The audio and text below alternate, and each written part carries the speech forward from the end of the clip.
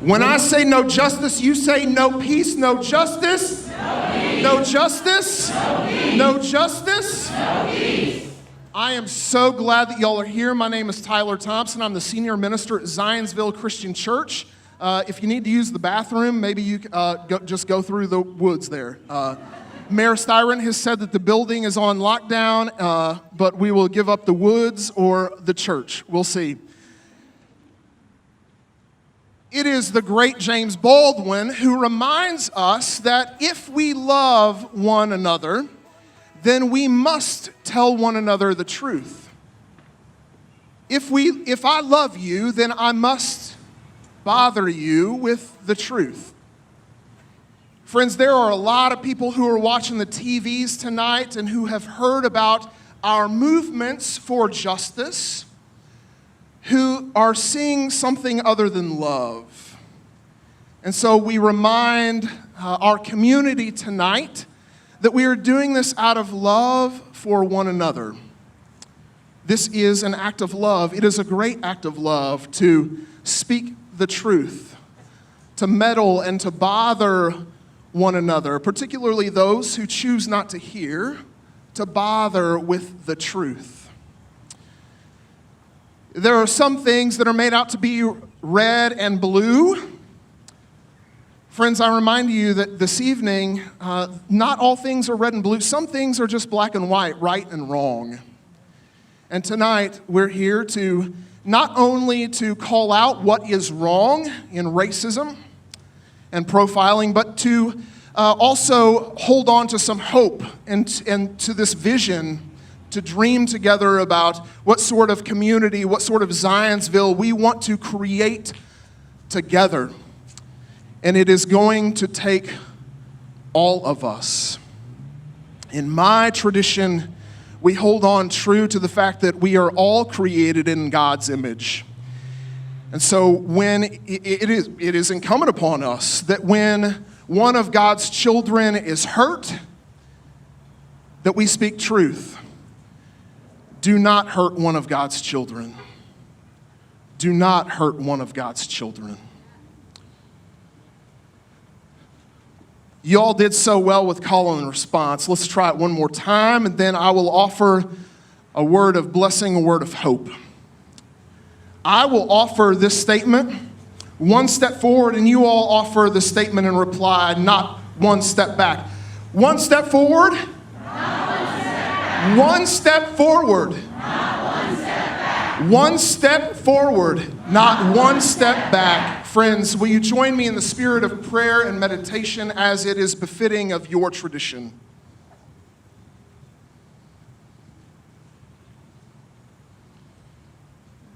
Mighty and merciful God, lover of justice and equity, you call us to support the weak, to help those who suffer, and to honor all people. By the power of your Holy Spirit, make us advocates for your justice and instruments of your peace so that all may be reconciled in your beloved community. God, we have lament on our hearts, upon our lips.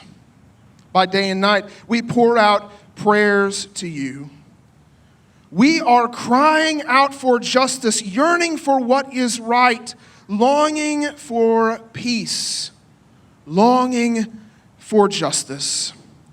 Equip us, O Spirit, enliven us, and help us to be the change that we wish to see in this community and from our doorsteps to the ends of the earth. In my tradition, we say, and all God's people say, amen. I'd like to invite the Honorable Mayor, Emily Styron, to come forward and say a few words.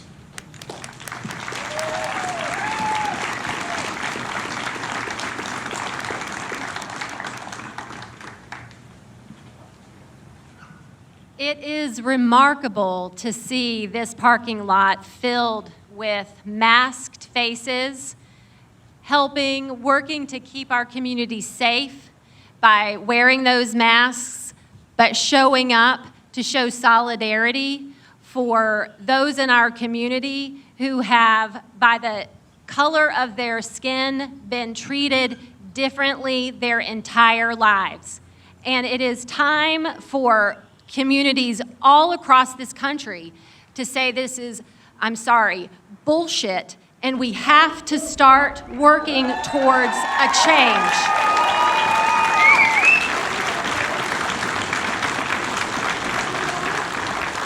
I really wanted to have something more eloquent to say, but I just don't have any more words. We really need to think about how many watershed moments in the history of Black Lives Matter being a slogan and all the decades and decades prior to that where we didn't have that catchphrase in our mindset, that this has been our national legacy. Let us all figure out and ask the question, what do we do every day to combat racism? It's just stupid, and it does no good for any of us. Our hearts, our communities are stronger if we look at each of us and see our hearts, we see our intentions, and we see the inherent value of our lives and our contributions to our community.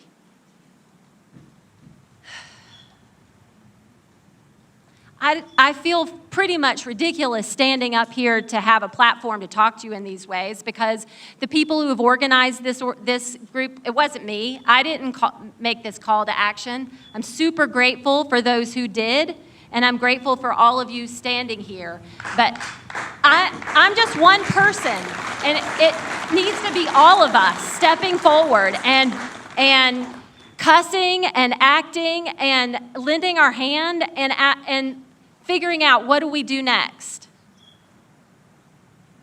I want you to know that when this town looked to hire its next police chief, issues of implicit bias, issues of how do we bridge the gaps in our racial relations in this town where it's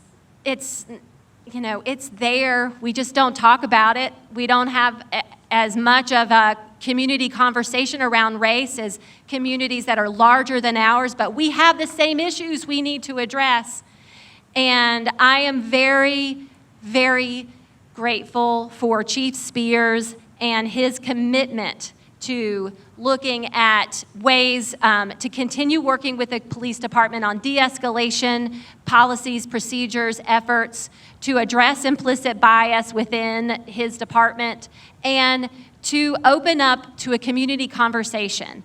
And I'd love to invite him to come forward and tell you a little bit about that effort. And hopefully we've got a few folks in the crowd that want to follow along with that conversation. Thank you all for being here.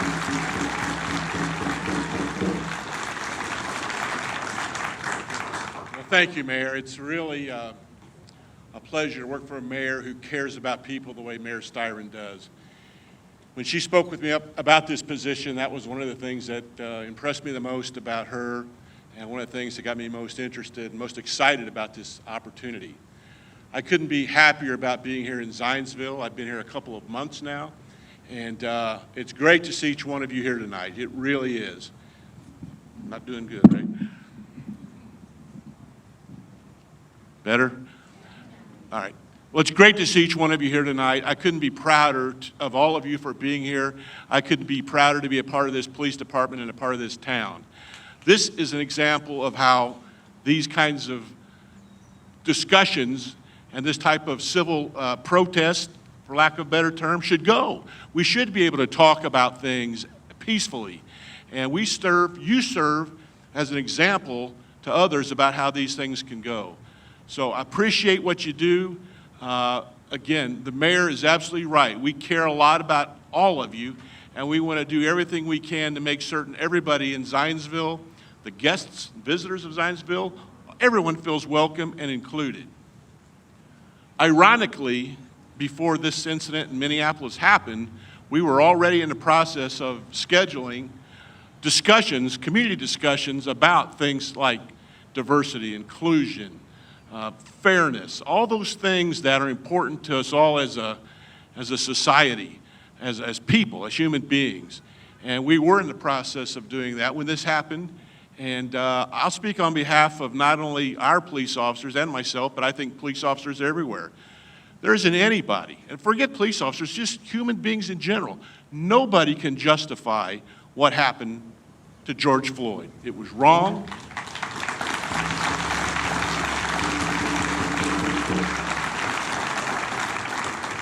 It shouldn't have happened. And although I've been here a relatively short period of time, I can tell you with confidence that I don't believe your police officers here in town feel that way at all. They would not support any kind of action like that that causes the grief and the heartache it's caused for so many people. We care about each one of you, and to that end, I'll close by saying we have begun a discussion, planning for this discussion, and we hope that this can serve as an invitation to all of you to join us. Regrettably, we'll probably do the first few meetings through Zoom, and the reason for that is we just can't wait. We need to get going now, and I appreciate, as the mayor said, you all wearing your masks because we still have safety concerns for everyone's health. But it cannot wait. We need to get going, and we're going to start sooner than later. So if you're interested in joining us, I hope you'll contact us. Our emails, my personal email is available on our website. Detective Frost is out here in the crowd. She works with me on this project. Please feel free to let us know. We'll get you an invitation, invite your friends, because together we can make a difference. And I'm, again, proud to be here, and I'm extremely impressed with the care and the concern this community has, not only in this incident, but for people in general. It's a very impressive town, and I'm happy to be here. Thank you very much.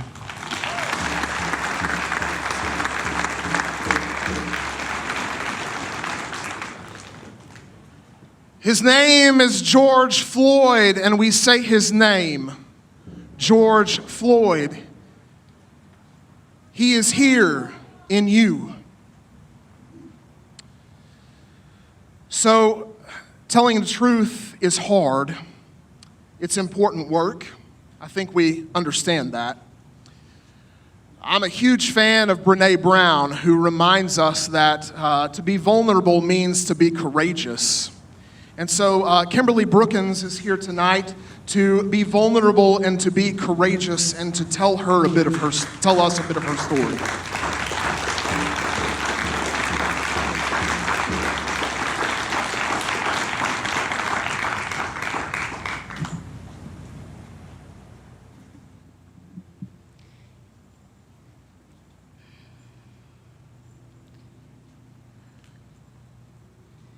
George Floyd was not the first. Ahmaud Arbery, Breonna Taylor, and many more. There's a post going around on Facebook with many names listed. He was not the first, and his death, though, has brought something started. This tonight is a start.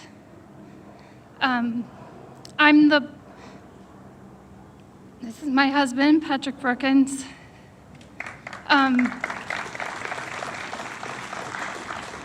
Sorry, I'm super nervous. We have 3 beautiful children, go to school here in Zionsville. We love Zionsville. But it's obvious that it's majority white. Myself, as a white person, I have white privilege. I have to learn, I have to read every day about my white privilege and how to keep it in check. But on the flip side of that, how to use it as a voice, first off and foremost, for my husband and my children. Second of all, to teach and to bring awareness. Through this last week, I've been very vocal on my Facebook. I've lost some friends, which is fine. I've told people, if you don't like all that I'm posting, please unfriend us. But they're welcome back. Anybody is welcome, and anybody should be willing to learn. And like I said, this is a start. Thank you for coming. But it can't stop here. We have a new police chief. We have a fairly new mayor. They are both amazing, and I'm so pleased and thankful for them that they are getting it right, and it's a start. But we all have to come together. Us as white people, there is a lot more we can say than for my husband to stand up here and tell you, get your white privilege in check and use it for the good. And that's the only way we're gonna see any change, is if white people step up and call it out, whether it's from the top in the White House on down to whoever. When you vote, remember this. When you go out into Kroger or Target or the park, wherever you are, get to know people. Don't just look at them and maybe smile. Get to know people. When you get to know people, you begin a relationship, you begin a conversation. Are the conversations always easy? No, but you have to have those hard conversations to move it forward. So again, George Floyd, Ahmaud Arbery, Breonna Taylor, and so many more.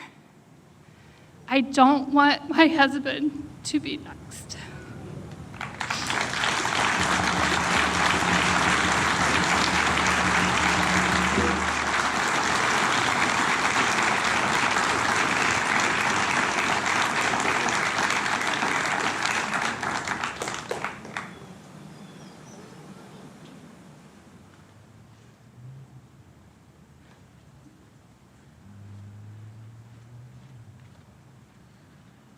I'm waiting for, oh, there's the text. Thank you, Erica. Waiting for one more name. Okay. Yeah? Okay. At this time, we want to hear from the courageous and vulnerable voices of Nia Bailey. Nia Bailey. Nia? I'm sorry, Nia. Please forgive me. Nia, Tim Oliver, and Haley McKee.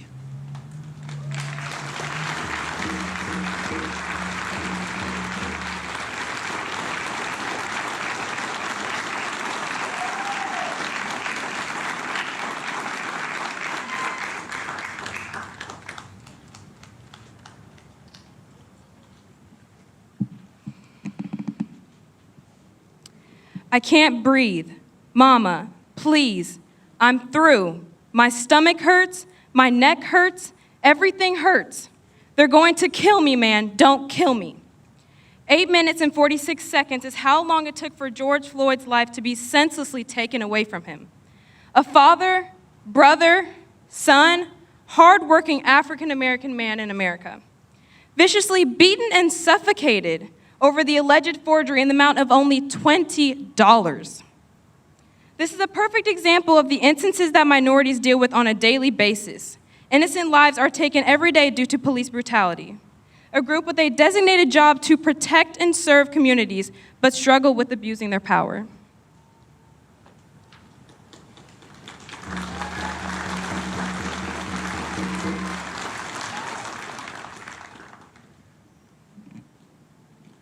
I am hurt, angry, upset, and furious at the murder of George Floyd. Something that was easily avoidable, but it wasn't.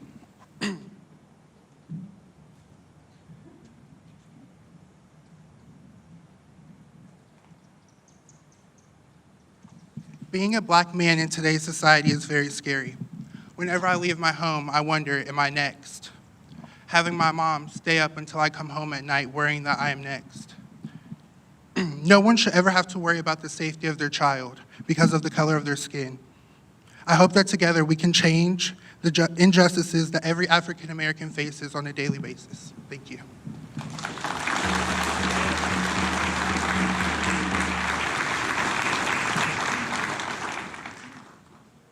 Even though these instances aren't prevalent in Zionsville, discrimination and racism still exists in all forms. There comes a time when silence is betrayal. After countless of times of trying to inform the administration of these occurrences, we and others have experienced just to be ignored and disregarded.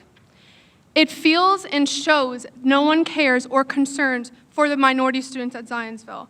No child at any age should ever feel judged over their curly hair and darker complexion. Right.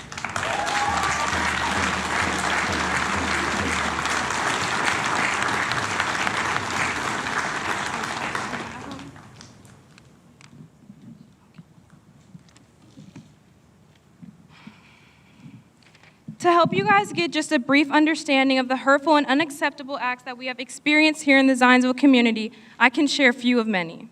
We have been called the N-word with the hard R numerous times, had whipping noises made at us in the hallways, had people with blackface approach us claiming that they are now black like us.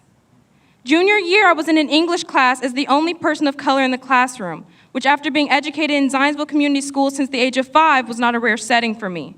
We were reading The Adventures of Huckleberry Finn, and out of every student in the classroom, my English teacher asked me to play the part of the slave woman in the novel. We call children, parents, teachers, faculty, administrations, and the community as a whole to take action on these unfortunate events. Please do not take a blind eye to this problem. Over 400 years of systemic oppression and discrimination. No more I see no color is not the goal. I see your color and honor you. I value your input. I will be educated about your lived experiences. I will work against the racism that harms you. You are beautiful. Tell me how to do better. That's the goal.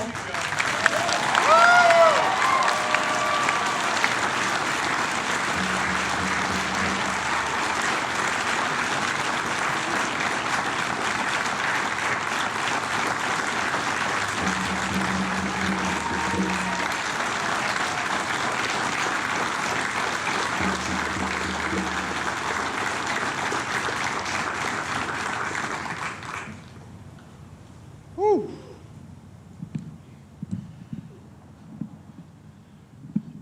8 minutes and 46 seconds. One of God's children unjustly had a knee pressed into his neck. 8 minutes and 46 seconds. And so there comes a time when, yes, we must speak. There comes a time when we must be silent and we must listen to our black and brown brothers and sisters. There comes a time when we must be silent and simply allow ourselves to surrender into what we call in America's original sin, racism.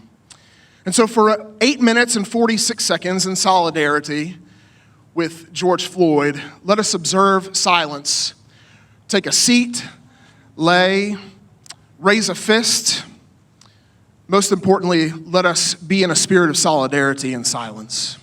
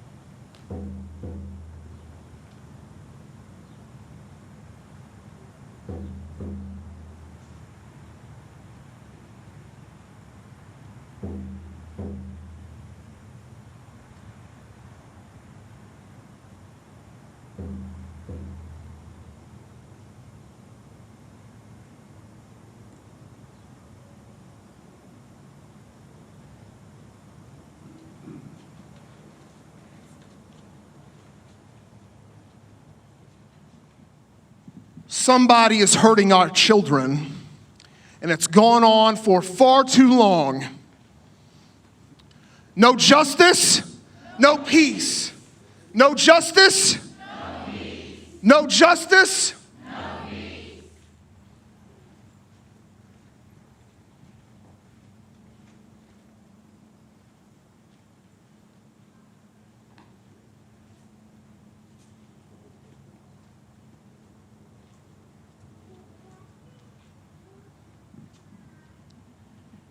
Thank you, everyone, for coming out tonight. Such short notice, but it means a lot.